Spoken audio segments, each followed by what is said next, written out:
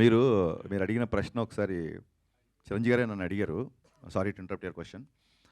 ఏయ్ నువ్వు నవ్వుతూ నువ్వు సరదాగా చెప్పు. ఏయ్ నువ్వు కళ్యాణ్ గారి ఫ్యానా నా ఫ్యాన్ అన్న కరెక్ట్ చెప్పు అన్నారు. అంటే నేను అన్నాను, లక్ష్మణుడికి దండం పెట్టినవాడు రాముడి భక్తుడు కాకుండా పోతాడా అని చెప్పాను నేను.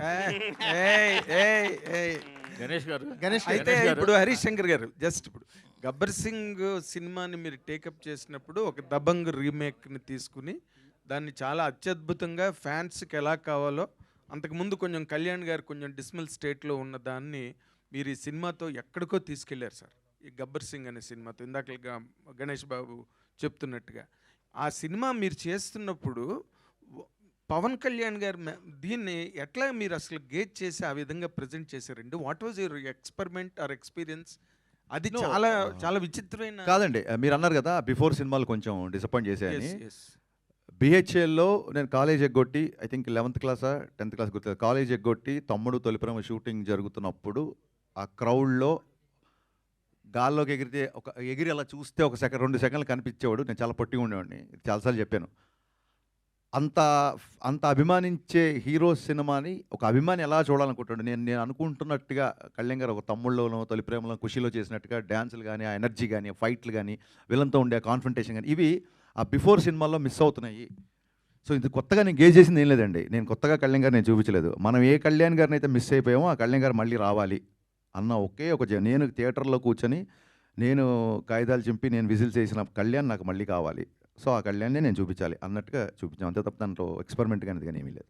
గణేష్ హరీష్ శంకర్ ఆయన మైక్ ఇచ్చారు. హరీష్ గారు క్వశ్చన్. అన్వర్ యా సార్, ఇప్పుడు గబ్బర్ సింగ్ అనగానే మనకి అంత్యాక్షరి ఎపిసోడ్ గుర్తొస్తుంది. అవునండి. ఆ తర్వాత చాలామంది డైరెక్టర్లు, చాలామంది రైటర్లు అంత్యాక్షరి ఎపిసోడ్ని రిప్లికా చేసి దాన్ని స్ఫూర్తిగా తీసుకుని రాయడం మొదలెట్టారు. అది పులిని చూసి నక్క వాత పెట్టుకున్నట్టే ఆ ఎపిసోడ్లన్నీ. నేను ఫ్లోలో అవును అనేస్తానేమో, దీనికి అవును అనట్లేదు. ఓకే, ఇప్పుడు ఉస్తాదులో అలాంటి ఎపిసోడ్ ఏమన్నా ప్లాన్? కాదండి, నాకు గబ్బర్ సింగ్ వచ్చిన బెస్ట్ కాంప్లిమెంట్, మీరు మరిన్ని క్వశ్చన్ నాకు అర్థమైంది. గబ్బర్ సింగ్ వచ్చిన బెస్ట్ కాంప్లిమెంట్ ఏంటంటే, ఇందాక త్రివిక్రమ్ గారు ఆ వీడియోలో త్రివిక్రమ్ గారు మాట్లాడుతారు, హరీష్ బాగా రాశాడు, బాగా చూపించాడు, కళ్యాణ్ గారిని ఫ్యాన్స్ ఎలా అన్న. ఆయన తర్వాత ఆ ప్రెస్ మీట్ అయిన తర్వాత ఆయన కారులో కూర్చుంటే ఒక మాట అన్నాడు, హరీష్ నేను ఈ సినిమా చేస్తున్నాను, దబ్బంగ్ చూశాను, కళ్యాణ్ గారు చేస్తాను కదా అని. అందులో మదర్కి వాడే ఒక ఇన్హేలర్ తప్ప, దబంగ్లోంచి ఒక చిన్న ఇన్హేలర్, అది తప్ప ఇంకేం వాడలేదు. ఆ ఇన్హేలర్ని ఎందుకు రీమేక్ రేట్స్ అన్ని కోట్లు ఇచ్చుకున్నారు, మామూలుగా మార్కెట్లో దొరుకుతుంది కదా ఇన్హేలర్ అన్నారు. That is the biggest compliment for me. అయినా ఆయన అంటే త్రివిక్రమ్ లాంటి ఒక రెప్యూటెడ్ రైటర్, ఒక స్టార్ రైటర్, నేను ఎంత శాతం రీమేక్ చేశా అని చెప్పడానికి ఆయన చెప్పిన ఉదాహరణ అది. సో అంత్యాక్షరి కూడా అలాగే వచ్చింది. నేను మిగతా సంగతి పక్కన పెట్టండి, నేను నా సినిమాలో ఎప్పుడు అలాంటిది మళ్ళీ రిపీట్ చేయాల. ఎందుకంటే ఇది హిట్ అయింది కాబట్టి దీన్ని పట్టుకొని వేలాడదాం అనేది ఎప్పుడు కాదు. సందర్భంలో కుదిరితే, మళ్ళీ సినిమా సందర్భంలో అలాంటిది కుదిరితే ఖచ్చితంగా పెడదామని. సో ఎగ్జాక్ట్ అంత్యాక్షరి కాకపోయినా ఒక మ్యూజికల్ ఐటమ్ ఒకటి ఉస్తాదులో ఉంటుంది. అది డెఫినెట్గా థియేటర్లో మంచి ఉత్సాహాన్ని ఇస్తుంది అందరికి. మళ్ళీ ఒకసారి థియేటర్లు షేక్ అవుతాయి అన్న నాకు నమ్మకం ఉంది. అవుతే లేదో చూద్దాం. గబ్బర్ సింగ్ సినిమాకి ఒక ఫ్యాన్ లాగా వచ్చిన సుజిత్, ఆ గుంపులో వచ్చిన ఒక సుజిత్ ఇప్పుడు పవన్ కళ్యాణ్ గారితో ఒక సినిమా చేస్తున్నారు. అదే టైంలో మీ సినిమా కూడా సైమల్టేనియస్గా షూట్ జరుగుతుంది.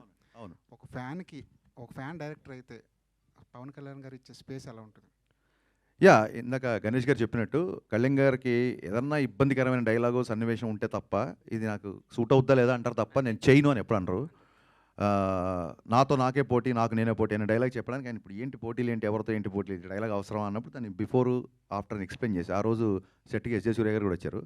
నెక్స్ట్ ఇంట్రెస్టింగ్ ఏంటంటే సుజిత్ రెడ్ కాశీతో వాళ్ళు కట్టుకొని గబ్బర్ సింగ్ చూస్తూ బయటకు వచ్చిన వీడియోస్ నేను కూడా చూశాను.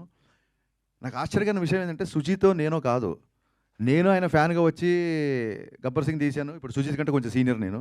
సుజిత్ అలా వచ్చాడు, నెక్స్ట్ ఇంకోటి వస్తాడు, మేమందరం ఇలా వస్తూ ఉంటాము, ఆయన మొత్తం అలాగే ఉంటాడు.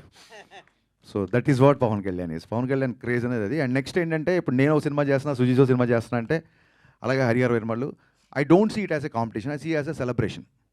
ఇప్పుడు చాలామంది ఫ్యాన్స్ కూడా ఇప్పుడు ఒక పవన్ కళ్యాణ్ ఫ్యాన్గా ఒక పవన్ కళ్యాణ్ సినిమా వస్తుంది, ఆల్రెడీ ఓజీ టీజర్ అందరికీ నచ్చింది, అందరు ఫ్యాన్స్ లాగే నేను వస్తాను. ఇప్పుడు వాళ్ళ ఓజీ సైడ్ నుంచి అప్డేట్ ఉందని చెప్పి, అంటే పవన్ కళ్యాణ్ గారు మా సినిమా చేసిన నెంబర్ ఆఫ్ డేస్ చాలా తక్కువ, అందులోంచే మేము ఒక గ్లిమ్స్, 2 టీజర్లు చాలా ఫోటోలు వదిలేసాం.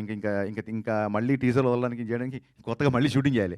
సో ఓజీ నుంచి అప్డేట్ వస్తుంది కాబట్టి మేము పెద్దగా ఈసారి అప్డేట్ చేయట్లేదు. We're also going to celebrate OG update this time. Ganesh garu Harish అమ్మా, గారు. ఒకటి హరీష్ గారు, అయితే మీరు గబ్బర్ సింగ్ రీమేక్ అయినప్పటికీ అంటే త్రివిక్రమ్ గారు అన్నట్టు రీమేక్కి రీడిఫినేషన్ ఇచ్చారు. అంటే రీమేక్ని మక్కికి మక్క అంటే తీయాల్సిన అవసరం లేదు, అంటే కొత్త కథని మాకు చూపించారు. ఇప్పుడు తర్వాత మీరు మీ లైఫ్లో మీ కెరియర్లో చాలా రీమేక్స్ వచ్చినాయి. గతలకండ్ కానీ చోటు వచ్చింది, మనం ఇష్టపచ్చిన అదే సార్ వచ్చినాయి. ఇప్పుడు మీ ఒక పందాన్ని మార్చుకునే అంటే ప్రతి 10 ఏళ్ళకి కానీ ఒక ట్రెండ్ మారుతుంది అంటారు కదా, ట్రెండ్ని మార్చుకునే ఒక పందాన్ని మార్చుకునే మలుపులు ఏమన్నా వచ్చిందా మీ కెరియర్లో? అలా కాదండి, పందాన్ని ఒకటేసారి మార్చుకున్నాను. చాలామంది ఎవరైతే నా సినిమాలో ఉన్న కొంత వర్గం ఇన్ఫ్యాక్ట్ పని కట్టుకొని అని కూడా చెప్పొచ్చు, తప్పలేదు, నేను అలాగే చెప్తాను కాబట్టి.